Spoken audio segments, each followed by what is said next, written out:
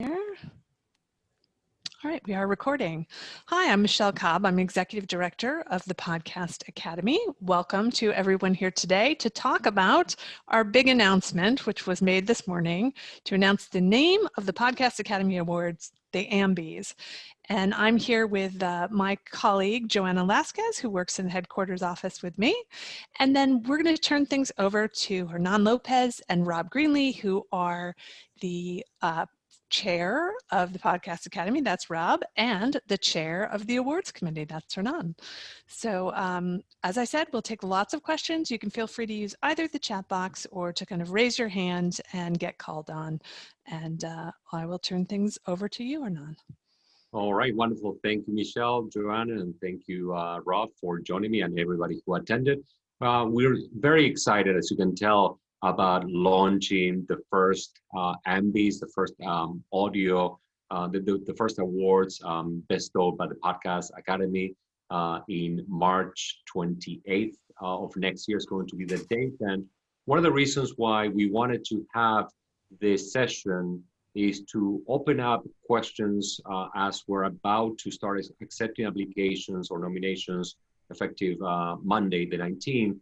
We wanted to see whether any rules are not clear enough and to see whether there's anything that we missed that we definitely need to correct before the application process starts. But we spent a lot of time over the last 4 months in vetting all these categories internally and through with the members of our respective teams. We're very proud of the design of the statute that will be given to the winners next year. And again, we invite your questions. No question is the wrong question. And with that, before we go into the categories, let me turn it over to Rob to add a little bit of color. Yeah, I think it's exciting that that we finally got to the finish line of a new name for the award, and I think that's something that was pointed out last February, is that we probably needed to come up with a new name, and we're excited about the name that we have selected here for the awards, and due to a lot of terrific work with Hernan and his committee, they've come out with a terrific award design. I think it looks as good as the Academy Award. So if I have to say, so I think it's exciting what's happening here, and I certainly appreciate everybody coming in here and spending time with us. And we definitely want your feedback on this. And so we've kind of broken it up into two main areas. I don't know if you saw the announcement or something that we made today, but the show our recognition awards, there's 1 through 16, and then we also have talent recognition awards that are 17 through 23. So I don't know if anybody has any questions at this point, but you know, go ahead and ask at this point. Hey, Paul. Yeah, before we get to questions really quickly, yeah. I think just to set a little bit more context, sure. The reason why we wanted to accept the show awards from the talent awards is consistent with what other organizations, similar organizations do. There's some shows are given to the show itself, and usually that award is given to the production company or the individual producer or creator that makes it. And it's very unique to podcasts that you can have one single person competing with a big production company or big company. That doesn't happen in the film or television side. And it can also be awarded to the distributor of the podcast if obviously the production company or the individual creator got given the distributor the permission to enter the award. But then separately from that, we have the talent awards, and those are given to specifically one person or a team, and those value individual or team contribution as opposed to the show itself. So for instance, you could have a host who applies or is nominated for best host of a podcast, even though their podcast is not nominated to any one category, because we see those are very distinct awards. One goes to the show, the other one goes to the person. We have tried to set very few rules, in particular, very few rules about defining what each category mean. I think everybody knows what a comedy podcast means, what a news podcast means. So we didn't try to define those. We think that those are self-evident, and nominating people are free to enter into the category that they feel is best, because a lot of podcasts could fit into more than one category. The only thing that we're asking is that no podcast enters for more than 3 categories within the first show awards. So for instance, you could enter for Podcast of the Year, for Best Documentary Podcast, and for Best True Crime Podcast, but you couldn't, in addition to that, enter for Best Society and Culture Podcast. Or instead, you can choose to enter Best Documentary, Best True Crime, and Best Society and Culture.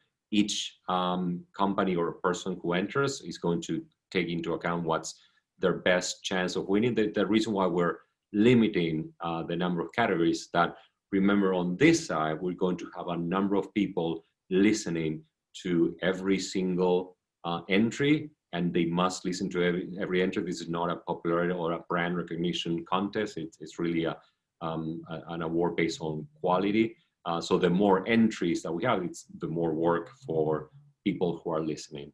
And then on the 7 talent awards, we have included podcast host, reporting, and that refers to the journalistic reporting, script writing, divided into fiction and nonfiction, production and sound design, then original score and music supervision, and then finally best performer. So that means actor, actress in audio fiction.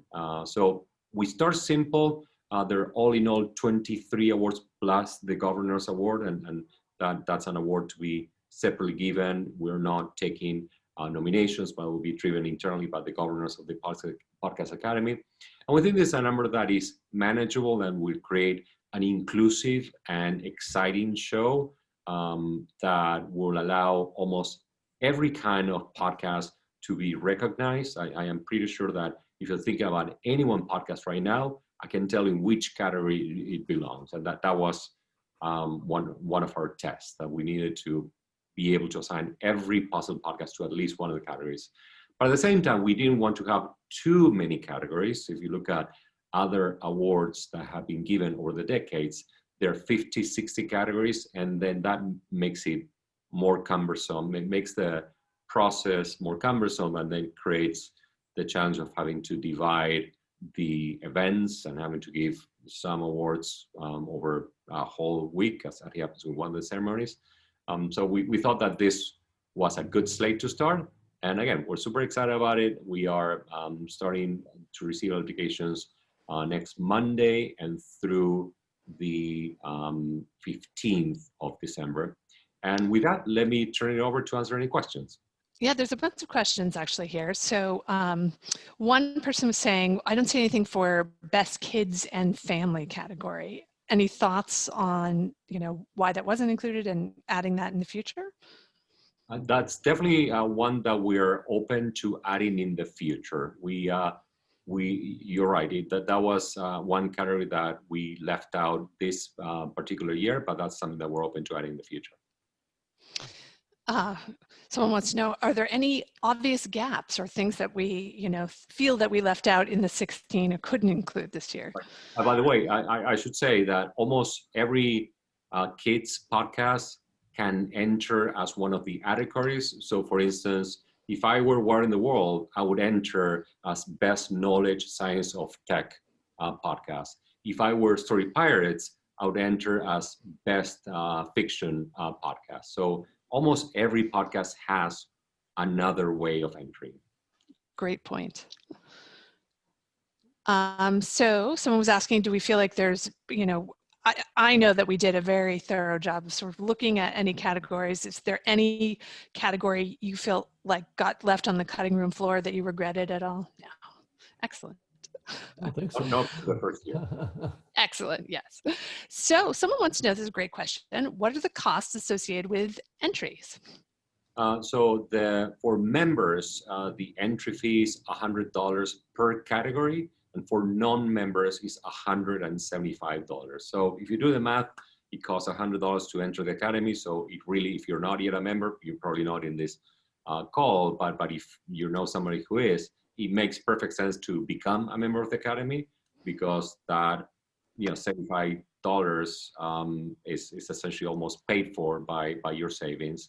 And you get all the extra benefits of being a member of the academy, the networking, the seminars, the learning, as well as voting for the awards. Someone wants to know, do we allow nominations for non-free podcasts? We do allow nominations for non-free podcasts, yes. And they would like to confirm that judging will only apply to episodes that are released in the given timeline. So if you released an episode in 2019, that isn't one that would be judged with this. That's correct. There's a little bit of a nuance.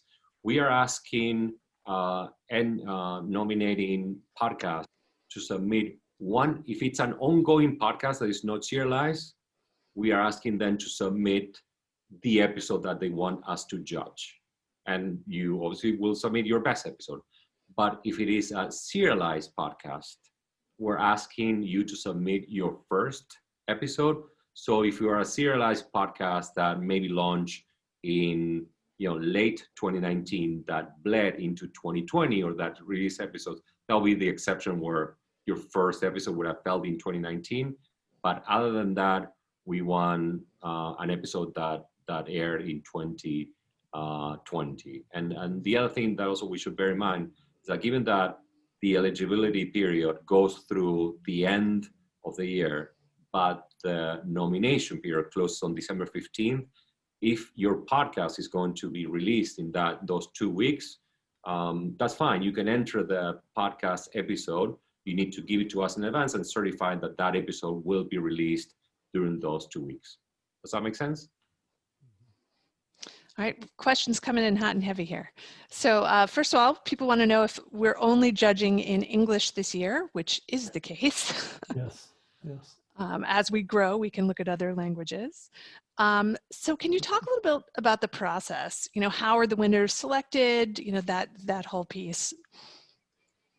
And we need to be a little circumspect about the process from going from nomination to finalist, because that's where the secret sauce is. And then we want to be very mindful of any attempts to influence this process. But what I can say is that there will be a sub-panel of people, and that will include all members of the Academy who will be invited to be part of this panel, who will help us narrow down from all the entries into the nominations. So our goal is to have 5 nominated podcasts in each category. And once we have that nomination, then every single member of the Academy, every paying member of the Academy will be invited to vote. And the podcast with the most votes will win their respective award. So that's similar to the way the Academy Awards, the Emmys are given. And it looks like they're still wanting a little clarification on these long-running serialized podcasts that's many years old and are still publishing weekly. Do they still submit the first episode, or they should submit the first episode in 2020? If the first episode in 2020 is done in a way that a judge will understand it, and then will be able to evaluate without needing to know what happened in the past, then feel free to, yes, go ahead and submit the first episode in 2020. If not, if you feel that you absolutely must have listened to every episode in order to enjoy the last episode, then you should submit the first episode. And this gets a little into the process of all the decision making we did. Why did the Podcast Academy decide to break out best awards by category in particular? Just like in the Oscars, there's no best comedy picture, it's just best picture. Yes, although in the Golden Globes, there is a best comedy and a best drama. Absolutely. So I think it's really a judgment call. We came and we looked at all those other awards very closely. We came to the conclusion that the podcasts are so diverse and unique that if we wanted to make one amazing interview show compete with one amazing sports show, with one amazing business show, and one amazing fiction show, judges and the voters of the Academy would not be able to adequately or as easily compare them, because they'll really be apples and oranges. Now, granted, of course, all of them will be competing in the Podcast of the Year awards, but we felt that it was fair, in order to give a better chance to each entrant to win at least one award, to divide it into categories which are consistent with categories that most podcast players already know. And then, yeah, we thought about it a lot, and there was a lot of discussion as to how long this list should be. You're going to notice that some of this list, some of these categories are really combined, and we could have gone longer, but we felt that this was this one gave us the right balance. There's a good question. If the podcast company has more than one podcast aired, is there a limit to how many times they can submit that? No. So long as each podcast only is entered up to 3 times in the show awards. So for instance, what we don't want to see is, we don't want, a show entered by one company, but let's say that by the distributor on 3 awards, and then by the production company another 3 awards. That wouldn't make sense. So each podcast is the one that has the limit of the 3 categories. Does that make sense? Yeah, it's not going to help you win to do it that way either. Right. It's not like, yeah. Right, and you're limited to 3 categories in the show categories. That's 1 through 16. And then you can also enter in the talent categories, host, reporting, all of that. That's right. I see a question from about best entertainment. What constitutes entertainment? And that was a short way of talking about podcasts that talk about TV, film, and music and pop culture, right? So any podcast that in the main podcast players, you have a category TV and film, another one called music, and then some podcasts called gossip. So all of those, anything that relates to TV, film, and music would fall into, or arts in general, would fall into best entertainment podcast. Are any groups ineligible to submit a podcast? For instance, a sales agency or a distributor? No. Well, we didn't think about who's ineligible. We thought about who's eligible. So to submit a show award, you need to be either the production company, and that could include the individual producer or creator of the podcast, or the distributor of a podcast. Obviously, you need to agree with everybody else who's involved, so that you don't get more than one entity entering the same podcast. Does that answer the question? Yes, we also have something on the eligibility here that says if you are not one of those entities, as long as you have written permission from them, you can submit on their behalf. Right. I see a question about whether votes from members of the Academy all vote, and yes, all members. There's over 500 members right now, and we expect the number is going to be much bigger by the time voting starts. All members, all paying members will vote, which means pretty much all members. But don't worry, you don't have to vote in 23 categories. You will. Yes, that's actually a good point. Thank you, Michelle. We're going to ask voters to certify that they have listened to at least one episode of whichever category they're asking to vote, and skip the categories where they cannot certify that they haven't listened to an episode. We want people to be fair and to judge based on quality and not what their friends have said or brand recognition. And this is something we take very seriously. Look, if I am voting, there are a number of categories I'm probably going to skip because I don't understand the intricacies of certain categories as much as others. And we expect every voter of the Academy to do that to the best of their conscience. Here's a good question. If they're submitting a show in multiple categories, can they submit different episodes for each category? Yes. And someone's asking, if we submit for 3 categories in the show awards, can we also submit for the host? Absolutely. Absolutely. And but what I should say is that obviously the question that I just said before applies to ongoing shows where you can pick the category. For CLI shows, we ask that you send your first episode. Now, here's an exception. So for, let's say that you're entering a documentary and a podcast for best documentary on the show awards, but then on best script writing, you think for nonfiction, you think that episode 3 has really good script writing, so you enter episode 3 on the best script writing category, even though you enter episode 1 on the best documentary podcast. Does that make sense? Sounds good.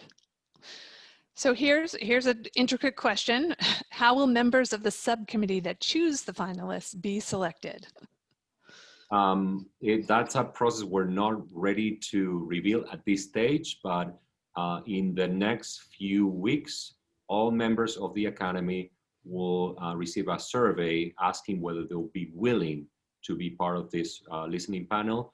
And we will, obviously, from everybody who volunteers, talk to them to see whether they're actually willing to put in the time, because it's a really time-consuming process, because you need to end, you may be asked to listen to 20, 30 hours of content. And then based on that, we will select then this subcommittee. Yes, the top secrets there. Yes. So the bottom line is you'll be getting lots of emails from us Right. once the submission's open. It's a lot of listening too. It is a lot of listening, yes. Just looking to see if there's any questions that I missed here. There is one more about who will be auditing the voting and ensuring that the process is fair. We haven't yet selected an outside auditor, but our plan is to select one of the firms that is familiar with the process in other awards and ask them to do the same review for them. The software that we are using is software that is competitive with other award organizations, and that's what we intend to do here as well. Here's a good question. Can fiction shows submit multiple times for the best performer category? Absolutely, because you have multiple performers and you can highlight, I think you want to highlight the performance of one actor versus the other. Yes. You could have a runoff between actors and you're in the very same show. That's something that happens. Television organizations deal with and a lot when they enter best actor, right? Because for them, they typically have to pick among a larger cast than you do in audio drama. Right. Great. Is the fee based on submission or per show? It is per submission. So if, for instance, if you want to submit in 3 of the show categories and 1 of the host category, 1 of the talent categories, that would be $400 if you're a member. That's right, which is less than it would cost you to submit for a single award category in almost all of the other awards that are there for podcasts. Not that we're competing, but just wanted to just reemphasize that we set the entry fees at a very reasonable level, and obviously we're going to look over the years at what should be the right level. But we are, my company, we're entering in other awards, and we're paying $400, $500, sometimes $600 to enter into one category.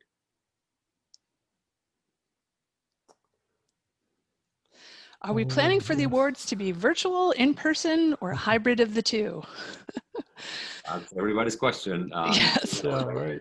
Yeah, it's going to be a hybrid. So obviously March 28th is far ahead, far away enough that things will be better than now. We all hope, but I can't imagine that they'll be back to normal. So we were planning a hybrid. And obviously we all have to be ready to pivot on these things at any moment. Right. Exactly. And the nominations open on the 19th, so that's actually coming up very soon. That's Monday, yes. Yes. And then that period ends on December 15th, as far as on the nominations. Yes, it feels far away until we get into it, and then it's going to feel like tomorrow. Yeah, exactly. And by February, we should have a list of nominees. So, yeah. Yes. And someone's asking, what city is the planned location for the in-person? That's actually Los Angeles. Yes. Yeah. I live on the East Coast, so I'm very much looking forward to getting on a plane and having to go there. It should be warmer. Yeah. Someone's asking, what will the winners win? A microphone in real precious metal? You know, is it made of gold? So the statue, which we published today, we're really proud of the design, will be gold plated. It's golden. It's not made of gold. Obviously, it will be too expensive to make any one of these statues entirely in gold, but it's definitely a beautiful object and one that we hope people will cover over time, not only because it will look great on your shelf, but also because it will signify a commitment to quality, craft, and pride in the work that you've done in podcasting.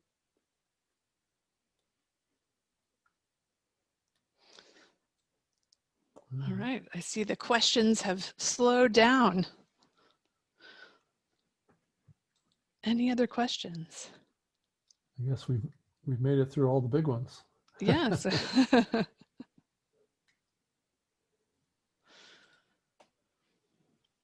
All right, I think that closes out our questions. I'm going to stop sharing the screen.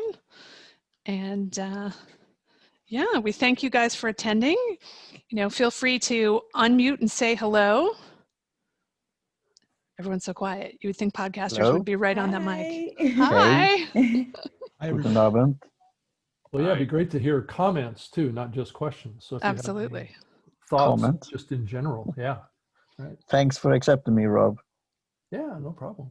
Thank you for joining. You're welcome. It's great. I will do an episode of it. Okay. And we are still accepting members, so please encourage your circles to join and have their own votes. I have a question about that. You have a referral link. How is that working in the back office? They actually just go to the website, thepodcastacademy.com, and hit join, and they should put you down as their reference. There's a space in the application. Okay. They put your name down as the reference, and that's all they have to do. They don't need to put an email address or 2 references because you are a member. So you give them that leg up, as it were. Thanks. So are we going? And we got another question in. Looks like, do we have plans to showcase the nominees and winners in some way? Yeah. I think no, we want to put it all in a box and not tell anyone. That's right. No, I think there'll be a lot of PR and publicity around it, I'm sure. Yeah. It's important that especially as a new organization where we're trying to, push the industry forward and recognize quality, that we're being able to talk about the nominees and ultimately the winners. So yeah, we'll be shouting it from the rooftops. Yeah. That's actually one of the big reasons why we're doing this, is to draw focus on this medium and the best of this medium as a way to attract more listeners. So that's a big reason.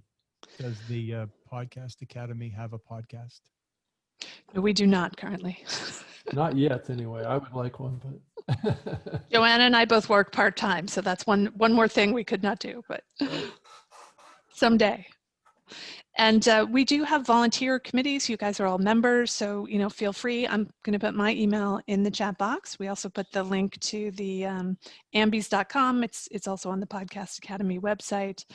And feel free to email me if you'd like to volunteer. And we are accepting submissions for webinars, for resource guides, if you want to do a panel. So I actually just signed up 2 members, one for November and one for December, to give a webinar. And our board members, our founding governors, are doing webinars as well. So now's the time where you can get a chance to shine and participate.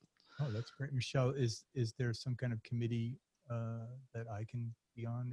Are the committees listed on the website? Just email me. Right now we have an education subcommittee that works on deciding working on resource guides and deciding on the webinars. And then we have a marketing subcommittee, and that's, doing lots of different things, trying to put out the word. And once we have all the assets for the awards, we'll be asking you guys to help us, tweet those and, tell everyone. So it's really a group effort here. That's fantastic. I'm interested. I'll email you. Please do. My email's in the chat. It's Michelle with 1L at thepodcastacademy.com. And these subcommittees do meet regularly. So I will warn you, we will definitely be taking some of your time. Is there a subcommittee on like the programming aspect of the show, of the Ambies, like programming aspect? There definitely will be. Right now we've got a governor's committee that's been working on the awards, and we will be looking for help and volunteers on the awards as well.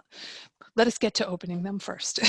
But do send me your name and your interest level, and I'm keeping a Google Doc with what everybody wants to do and calling on people. And if you want something that's not a huge time commitment, we are doing socials once a month. So we have one coming up in November where everyone just kind of gets together and has a chance to talk. And we assign breakout room leaders. So you actually would lead a breakout room and be available to, kind of lead the discussion and get to know people. So I always need volunteers for that. Sign up for the social and let me know you want to lead a breakout room.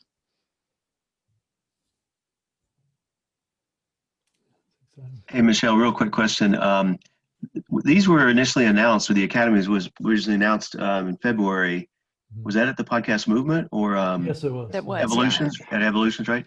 So is this going to be tied to a podcasting event to the extent that it's held in person, or is this going to be a standalone, in Vegas? I mean, not in Vegas, but Ooh, in Vegas sounds good though, yeah. Does sound even better, yeah. We've certainly explored that. I think this is a very interesting year. Possibly, and so we have talked to other events, and we would love that to happen, because obviously there's just benefit to both the awards as well as the other events if everything happens in person. So that'll be our goal.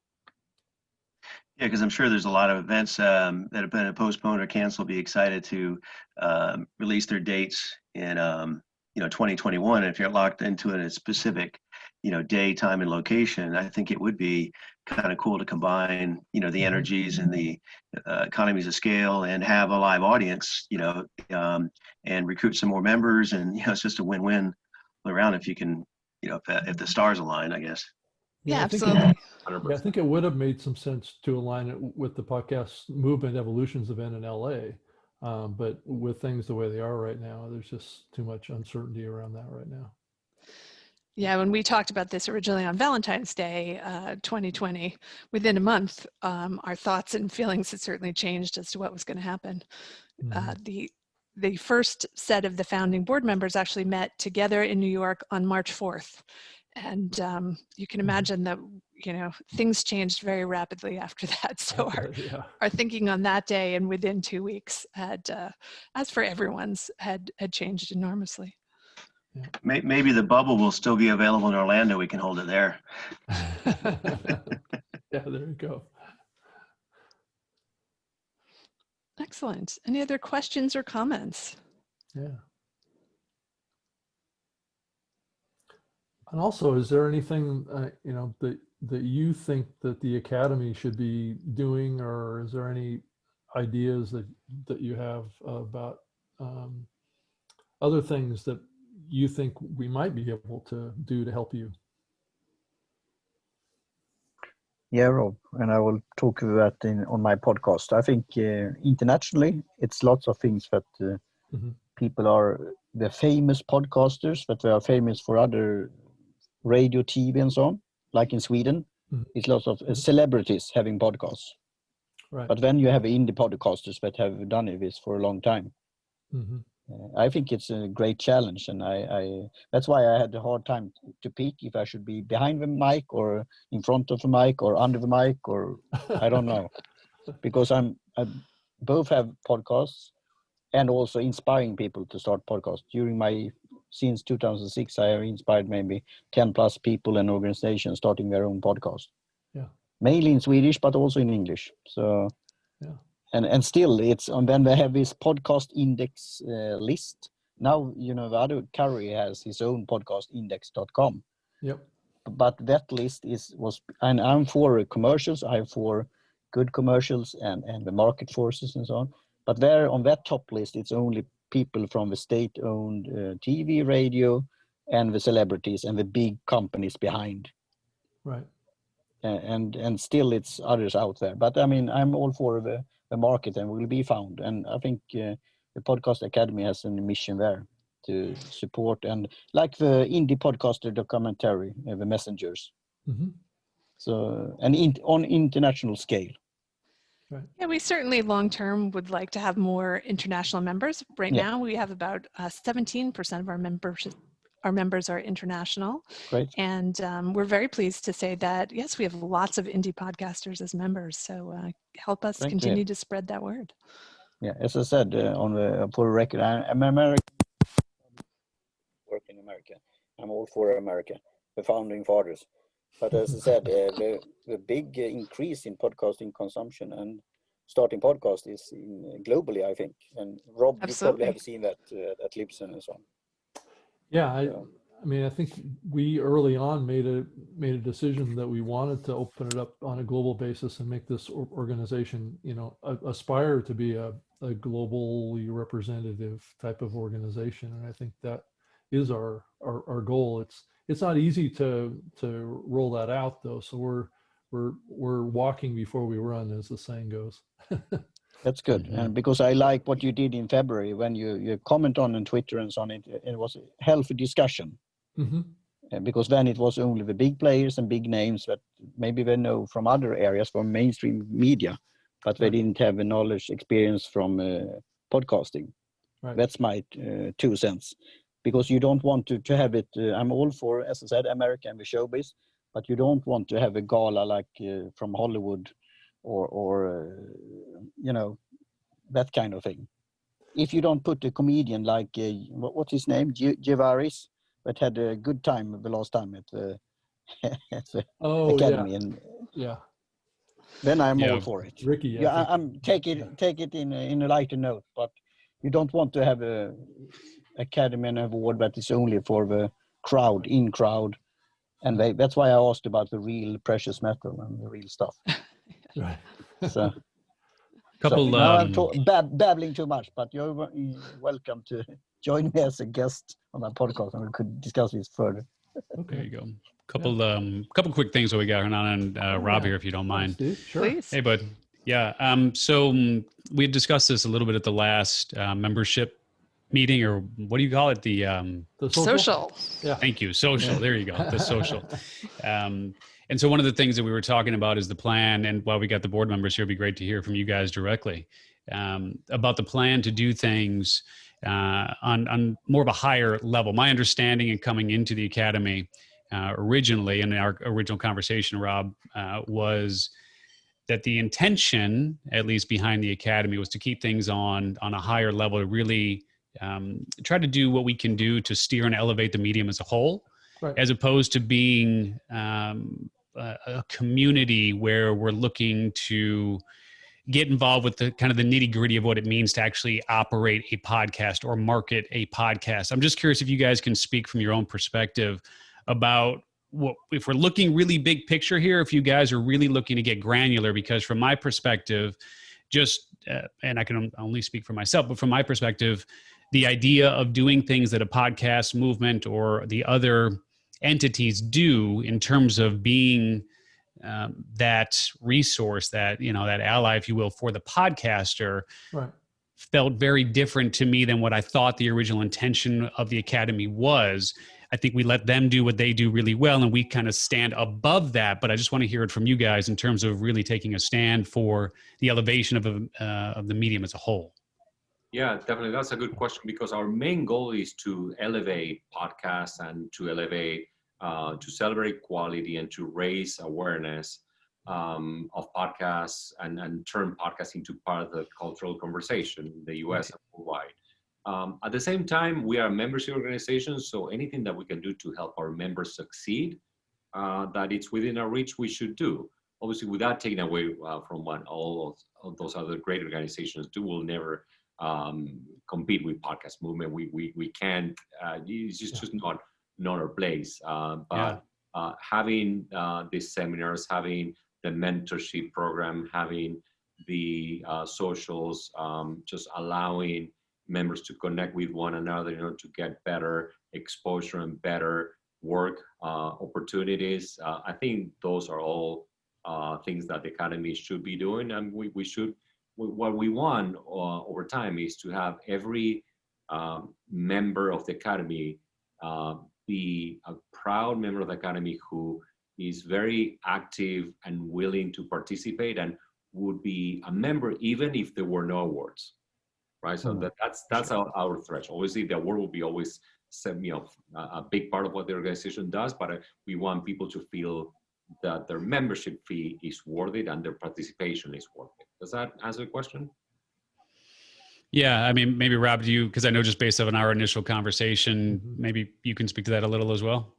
Yeah, I think that the concept of what you're talking about of utilizing this organization as almost like a bullhorn for podcasting, I think is part of what you're talking about, and I know that's what your mission is with your magazine too, is to get up at a higher level and talk to the industry and people outside of the industry, and I think that will fall out from this. I believe, like what's happened in the film industry with their awards and the Golden Globes and those that have been out there raising awareness for the industry and a focus on quality, which tends to drive audience.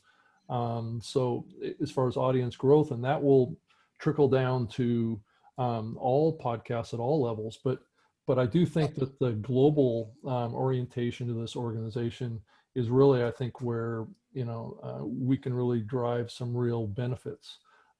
It's just getting our organizational structure set up where we can actually do that, like having chapters in different countries and be able to support other languages too. And that's one of the other things. We're very English oriented right now. Yeah, I mean, so just to elaborate on that just a little bit, I think what the podcast movements of the world do really well is they support podcasters. Right? I mean, that's what they're designed to do. And they do and educate them. Right. Exactly. And they do an excellent job of that. What I was thinking, and again, perhaps this is just my own, coming to my own assumption here that's incorrect, was that the Academy would be more on a consumer facing level in terms of the elevation of the industry and the medium from a consumer. So again, podcast movement. And again, just whatever it is, I'm just throwing out the question here. Right. But I think there's an opportunity there. Right. To do something to elevate the industry and do things for the consumer, and allow others like Podcast Movement to do things for the podcaster. Right. Just something to think about. Yeah, and that may be, Steve, that's an interesting conversation from the standpoint of other needs that the industry has that we've discussed as a board as well, that may require a separate organization in podcasting too. So that may be something that's beyond the scope of what the Academy is really focused on doing too. So, yeah, and that's why I was asking, just since this is the first time I had an opportunity to hear from you guys, what that main mission is in your own words. Well, I think right now it's probably not to be like a standards organization or a true like podcast association type of like a trade organization. It's not really positioned to be that kind of thing. What do you want me to do? Yeah. But ultimately, of course, we want the Ambies to be bigger than the Oscars, which would help everyone. Of course. Pretty easy in the long run. We need billboard money for that. So Oscars is going down. But it's good to have big dreams. That's what I think. Yeah, it is. I mean, it's only taken them 90 years. Exactly. Yeah, right.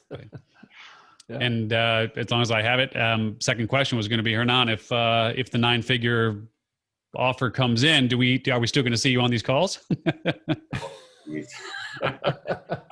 I am committed to podcasting and I love the medium. I was a listener before I was in the industry, and you guys know how instrumental I was in setting up the organization, and this organization I love and committed to the future of podcasting for a long time. Yeah. And just remember, every board member is also a member, right? So they, Yep. This is an organization. regardless of who he works for or what he's doing, he gets to be a member. Yeah, that's right. So anybody else have any comments or thoughts to share? Jump on in there. Real quick question. Will there be, sponsors or opportunities for sponsors as you're seeking for the event? Oh, yes. So that's okay. Didn't even need to complete that thought. Yeah. That was giving me yeah, nothing is free to put these things on. So yes, we will need help with sponsorships, absolutely. And as soon as we have a list of what's available, we'll be talking to you. Yeah. So you're not turning away money yet. No, right, no. Smart. We're very young, and remember, we were charging people $50 or $100 to join. So yes, we will need additional support to reach our goals. Yeah, but I'm going to throw my laptop under the bus here, which I probably need to do with all the problems I'm having with it. But I didn't catch the beginning. I was on, but audio went out. Yada yada yada. That got to be a long story to ask this question: is the name behind Ambies? I'm sure there's a story there, or did you just put some ambient sound? Do you want to take that, Hernan? Yeah, ambient sound, and I need to give Jenna Weiss-Berman, the founder of Pineapple Street Media, credit for coming up with the name. So Ambies, ambient sound, as you guys know, is a feature of craftsmanship in documentary podcast recording. Every time that you go and record an interview, right before recording the interview, you record the ambient sound, so that if in the interview you need to edit something out, you need to add the ambient sound so that the interview sounds more seamless. So it's kind of like something that it's a little wink to the producers who know why you need to record ambient sound. And Ambies is a friendly name. It ends in a Y, the way that the Tonys and the Grammys and the Emmys do. It's 2 syllables, and it's something that we could own. Obviously, you guys know that it's so difficult to create new names and then be able to register them. So we were able to get the trademark and the URL. Yeah, that's important.